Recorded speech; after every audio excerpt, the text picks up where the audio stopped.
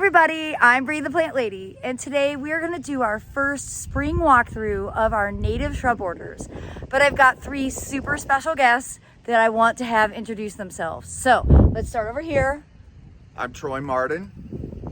Tell them where you're from. From Nashville, Tennessee. Hi, David Savio. I'm down here in Gardner, North Carolina.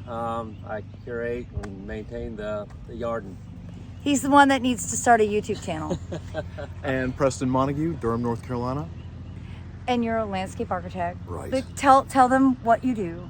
Well, I think we're getting ready to have a look at Bree's fantastic native plant installation and just improv. It's not the right word. Fabulous. What is the right word? To be honest, I haven't looked at it, so I don't know. Let's It go is to see what me. it is. I love It's this something. stuff. It's an experiment. Let's have a look. We burned all the carex. Aiden burned all the carex. So we actually started here, and he burnt this edge with the pycnanthemum, and then he burned everything that's planted in this bed. We didn't burn the muley because they were still green and pretty. And I think we might leave them this year just to bulk up. Is he burning it by a small open fire, or is he using like a flamethrower dragon type thing? Yeah, a flamethrower. All right. It was my Christmas present. That's cool. And it's the greatest gift that anyone's ever given me. I always thought it'd be something fun to play with for sure. Right. Well, so our goal is to build a big garden there where that table is, because with the greenhouse going in, we're not going to need the tent space. Right. And we're going to do it with longleaf pines of different sizes and muhlenbergia and make it a burn bed. Okay. Cool. So you're going to burn everything. We want to burn everything. I basically, if it's a native garden, I want to light it on fire. When you look at all the layers you have from ground cover to understory to overstory, the canopy layer, it becomes really obvious. And you can do any editing or revisions really easily this time of year because it really does simplify things. Well, it's all deciduous, so it's not that interesting. I'm quite critical of comparing this to what I'm used to with Asian plants, but it's a different experience. I think the other bed, which has a better perennial ground plane and also better annual seed distribution, is more interesting. So you want to walk over there? Yeah. Say that again. Blue-white grass. Sing it out, man. Ciceranchium. I regret having done it in the first place. But that's a fabulous ground cover that just kind of really works its way into these matrices and seems to tolerate the shade of more aggressive summer growers, and then just surprise you with this ground layer right as you're kind of eager for your more native-oriented gardens to start blooming also. I am worried that it doesn't get enough shade. Like, this doesn't get any shade here. This is like the southwest facing corner of this bed. I think I don't have the right plant palette for what the reality of this is. But you have microclimates in your yard that you can relocate all these things that maybe come from a more riparian environment, like the blue-eyed grass, which I've only really ever seen by riversides with. So like backyard, back by the greenhouse where the water flows from the drain. Right, exactly. Yeah, mine borders all the edges where water flows in my garden and it just kind of creeps down. So will that burn up though by summer, you think? It didn't, but that's because Emily watered really well. Oh, okay.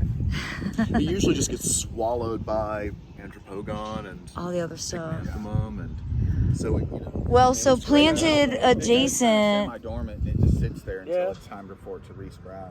that's carex. Yeah. A lot of the stuff that was in here failed, and I had to remove it to the woodland. So you can see there's holes where there were shrubs Yeah. that don't have ground plane coverage.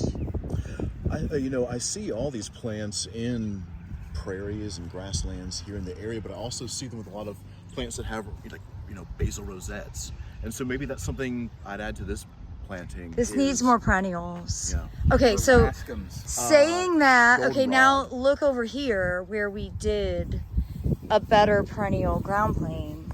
Yeah, Coreopsis, look at that. That also. Everything is like emerging with vigor, and then of course we have like crimson clover and poppies and things seeding in. But these perennials were landscape plugs. We planted them on Memorial Day in May. Good. And the ground plane coverage in this bed's way better. So this was herbaceous perennials, and this bed was supposed to be carex. as a ground plane, I didn't plant enough carex to actually do its job. The carex I have aren't the right species for this much sun. Yeah, you might find Ebernia does better up Okay. here. Is that native? Yes. Okay. Texensis, I think, might be something you could do around the edges. Okay. This bed needs a complete reevaluation. I don't feel satisfied with how this looks. Well, it takes 3 years. It takes 3 years. Thanks. Preston's just here to make me feel better. That was true. I mean, that's been my experience. Considering what we're kind of lamenting about a little lack of visual interest at this time of year, but we want it to be native and kind of have a mission with this garden in the house. Have you ever thought about, maybe as an experiment, building just a small bed or a reasonable bed with just the soil and seeing what actually takes what would be native without any input from you other than the building of the bed? In like 1,000 ways, no. That totally goes apart from being a gardener, which is basically just being a control freak, because all you're doing as a gardener is controlling nature. I mean, I'm guilty of that. But the fact that you're trying something different here, that you're even already admitting is out of your element. Yeah, I don't And love you're it. experimenting, so if you're It's experimenting, which we always think this is the best. I just think that the worst plants are like the non-native weeds are going to be what takes over. I mean, it's possible, but give it some time. This is what you're trying to observe, like what Right. actually would take here. Maybe even amongst Okay, the garden maybe that you do have. maybe I could just do a small section. Well, that's what I'm saying. I wouldn't do a Okay. huge one. I Okay. believe I couldn't do a huge one Maybe a either. better But way to think about that and approach it would be like if you cleared an area of the woods in the back. sure. What would come back there on its own? Naturally. What's the seed bank that already exists there, aside from the invasives? I could definitely let that happen. Out front, I think it would be like I understand the dandelions challenges and- I mean, I aesthetic. think in a way But- you're right. If you do that out here in the middle of the front yard, you're going to have a bed full of dandelions and clover for a long time Sure. before it.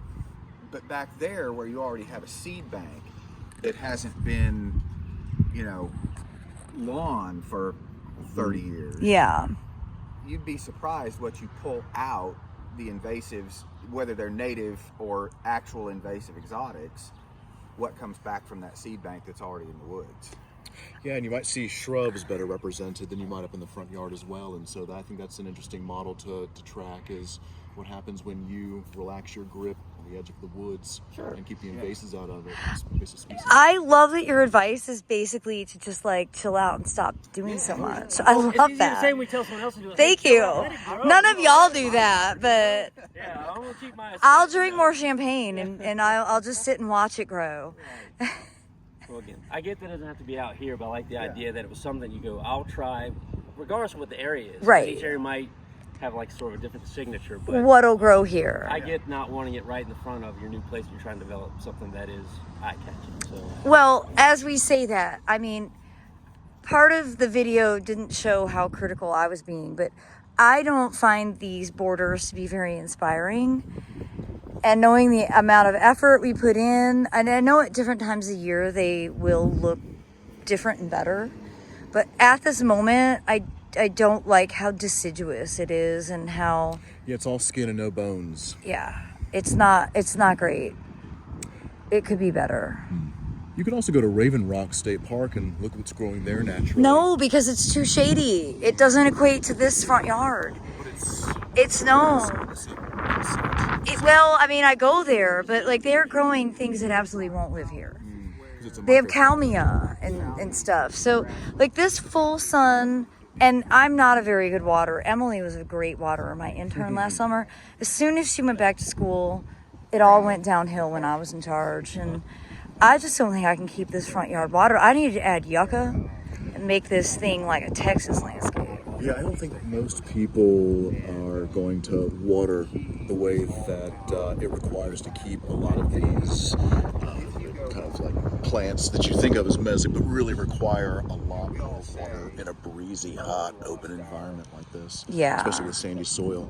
And so I think creating a model that's really drought resistant and deep rooted, because I mean this is all sand, so stuff is really just going to go zoom down in a way that it doesn't in a lot of other people's Right. You have a lot of advantages here. But yeah, I think you're right. I think you're seeing that certain plants are struggling to perform because they're not really in the right microclimate. They don't have access to the kind of soil. They don't have access to the kind of moisture that they need to live long term. That's also okay. They fill in a spot, and things that, like Coreopsis, that need space to seed around in and really favor the sandy soil, you'll see those populations explode, I'm sure, and fill in gaps. So it all just has to rearrange itself for 3 years, I think. And the less water you give it, the more resilient it's going to be, and the better, I think, a model it is to show. I think it's a stronger experiment. All right, I really appreciate that you're being like, do it as low maintenance as possible. Let's be hands off. There's so much other stuff to do. So hard to be hands off when you're like, but I planted it and I want it to look pretty. Habitat on a busy schedule. Habitat on a busy schedule. I don't know what the other option You is. heard it first, everybody from Preston. He's just a realist, is what it is. Well, practice will, scrape the edges off. Make it up for efficiencies, for sure. Your expertise is appreciated. Thanks, Marie.